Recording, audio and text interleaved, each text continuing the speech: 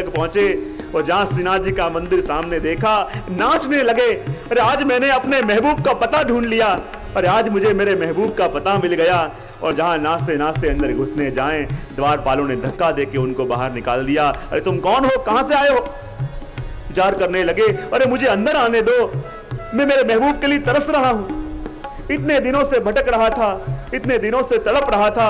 अरे अब जाके मेरे महबूब का पता मिला है, मुझे उनके दर्शन करने दो, उनके दर्शन करे बिना बावरा हो गया हूं, अंदर जाने जो। जहां फिर से जाने के लिए गए, द्वारपालों ने फिर से उनको धक्का दे दिया, दूर जाके गिरे। विचार करने लगे, अरे महबूब, यदि आप मुझे दर्शन देना चाहते हो, यदि आपको मुझे दर्शन देने की इच्छा नहीं है, पर मैं आपके दर्शन करे बिना नहीं जाऊंगा। सामने कुंड के पास जाके रसखान जी बैठ गए, बैठे बैठे दृष्टि कर रहे हैं श्रीनाथ जी के मंदिर की तरफ। हे महबूब, आपके दर्शन मुझे कब होंगे? हे प्रभु, आपका झांकी मुझे कब होगा? आप कब अनुभव कराओगे? 2 दिन हुए, 3 दिन हुए, 4 दिन हुए, न रसखान जी ने कुछ खाया है, न रसखान जी ने कुछ पिया है। बैठे बैठे रो रहे हैं और कह रहे हैं कि हे प्रभु, दर्शन कब होंगे? हे प्रभु, कब दर्शन होंगे? 3-4 दिन हो गए। तो विचार करो, जिस व्यक्ति को अपने महबूब के लिए इतनी चिंता हो, तो क्या उसके महबूब को उसके लिए चिंता नहीं होगी? 4-5 दिन हो गए, भूखे प्यासे रसखान जी बैठे हैं। प्रभु को चिंता हुई, अरे जो ऐसे ही भूखा प्यासा रहेगा मर जाएगा, ये तो मेरे दर्शन के लिए तरस रहा है, इसको दर्शन देना चाहिए। और उस समय श्रीनाथ जी ने जब देखा कि रसखान जी को किस स्वरूप में आसक्ति है, उनको तो मंगला के स्वरूप में आसक्ति है, और उसी समय श्रीनाथ जी बाबा अपने सिंहासन पे से नीचे उतरे, अपने हाथों से अपने वस्त्र और श्रृंगार बड़े करे और अपने हाथों से वैसे ही वस्त्र और वैसे ही श्रृंगार धारण करे कि जो रसखान जी के चित्र में थे। और ऊपर गिरिराज जी के ऊपर आके आपने सुंदर वेणुनाद किया, और जहां श्रीनाथ जी ने वेणुनाद किया, रसखान जी की दृष्टि गई, अरे ये तो मेरा महबूब है, और भागते हुए गए, ए मेरे महबूब रुक जा, मेरे महबूब रुक जा। और जहां श्रीनाथ जी के पास जाके श्रीनाथ जी को पकड़ने जाए, श्रीनाथ जी अदृश्य हो गए और जाके सीधे श्री गोसाई जी के पास आए। रात्रि के समय गोसाई जी पौड़ रहे थे, गोसाई जी के माथे पे हाथ फेर के श्रीनाथ जी ने जगाया।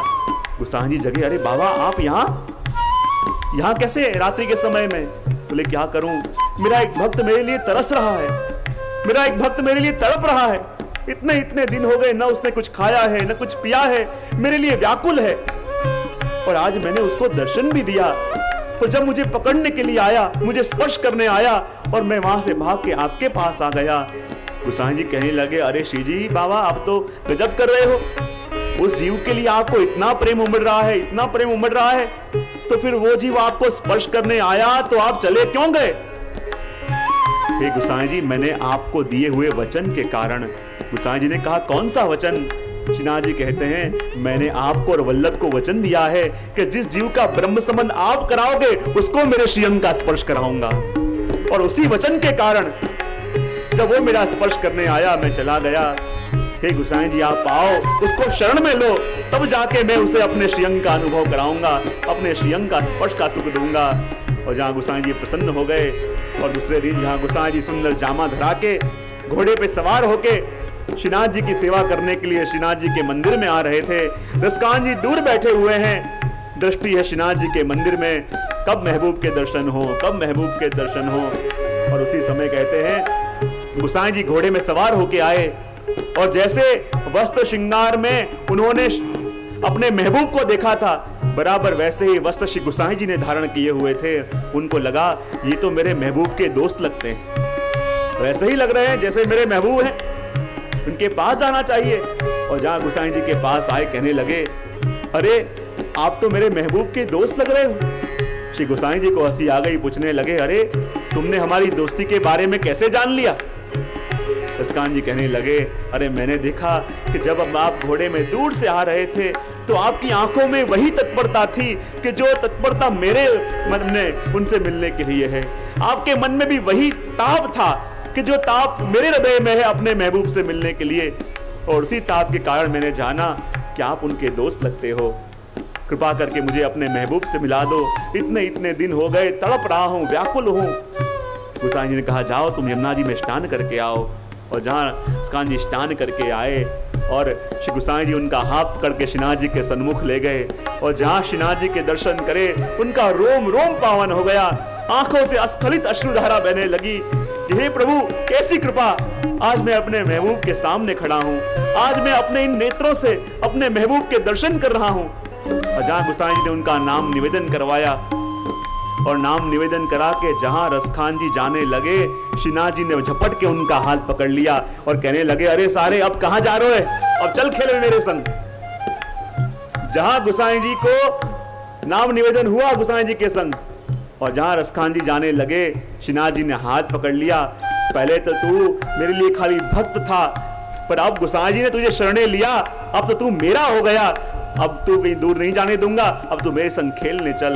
यूं करके रसखान जी को अपने संग खेलने के लिए ले गए। विचार करो, श्रीनाथ जी के मुखारविंद पे एक बार दृष्टि पड़ी और ऐसी मोहिनी लग गई, ऐसी स्वरूपाशक्ति हो गई कि श्रीनाथ जी के होके रह गए, क्योंकि आपके मुखारविंद में वो दिव्यता है, आपके मुखारविंद का ओज है कि कैसा भी जीव हो आपके स्वरूप का दर्शन करे और आपका होके रह जाए। और इसलिए तो अपने वैष्णव ने तो ठाकुर जी के गुणगान गाए हैं, अपने ठाकुर जी ने तो श्रीनाथ जी का वर्णन किया है, पर ऐसे कई मुस्लिम कवि भी हैं कि जिन्होंने ठाकुर जी के स्वरूप का दर्शन किया और ऐसी मोहिनी श्री जी की, ठाकुर जी की उनके ऊपर चल गई। कहते हैं ना, कई कवि ऐसे हो गए जिसमें से एक हुए रहीम जी, और वो रहीम जी ने जब श्याम सुंदर के दर्शन करे तो श्याम सुंदर के दर्शन करते हुए कहने लगे, कमल दल नैनन की उपमानी, बिसरत नाही मदन मोहन की मंद मंद मुस्कानी। कमल दल नैनन की उपमानी, जहां रहीम जी ने भी ठाकुर जी के मुस्कान का दर्शन किया और ऐसा जादू उनके ऊपर चल गया कि उन्होंने रचना कर दी, कमल दल नैनन की उपमानी, बिसरत नाही मदन मोहन की मंद मंद मुस्कानी। कमल दल नैनन की उपमानी, कहते हैं जब वाहिद और वाहिद ने जब श्री जी के दर्शन करे, ठाकुर जी के दर्शन करे, तो ठाकुर जी की ऐसी मोहिनी वाहिद के ऊपर भी चल गई कि उन्होंने भी ठाकुर जी का वर्णन करते हुए कहा, सुंदर सुजान पर मंद मुस्कान पर बांसुरी की तान पर थौरन ठगी रहे, मुरली विशाल पर कंचन की माल पर अंजन सी चाल पर थौरन ठगी रहे, भौवे धनु मैन पर भौहे दुग नैन पर शुद्ध रस बैन पर वाहिद पगी रहे। वाहिद ने जब दर्शन किए तो वाहिद ने प्रभु का वर्णन करते करते गाया, जहां नाजिर ने प्रभु के दर्शन करे तो वो भी आपकी मोहिनी से अछूता नहीं रहा, और नाजिर ने भी गाया, तारीफ करूं मैं अब क्या क्या उस मुरली धुन के बजैया की, नित सेवा कुंज के फिरैया की और बन बन गौए चरैया की, गोपाल बिहारी बनवारी दुख हरना मेहर कन्हैया की, गिरधारी सुंदर श्याम वरण और पंदक जोगी भैया की, यह लीला है उस नंद ललन के मनमोहन जसुमती भैया की, इस ध्यान सुनो दंडवत करो जय बोलो कृष्ण कन्हैया की। ये कहते हैं नाजिर। ऐसे ऐसे कवि हो गए, ऐसे ऐसे कवि हो गए, और ठाकुर जी के मुखारविंद पे जिसकी दृष्टि पड़ी वो ठाकुर जी के स्वरूप से मोहित हो गए। जहां ताज बीबी ने प्रभु के दर्शन करे, ताज बीबी भी नहीं चुकी, वो भी बोलने लगी, सुनो दिल जानी मेरे दिल की कहानी, 10 की बिकानी बदनामी भी सहूंगी, देव पूजा ठानी नवाजूं भुलानी, तजे कलमा कुरान सारे गुनन गहूंगी मैं। जहां ताज बीबी ये कहती हो, वहीं हजरत नरीज खलीली उसने जब प्रभु के दर्शन करे तो उसने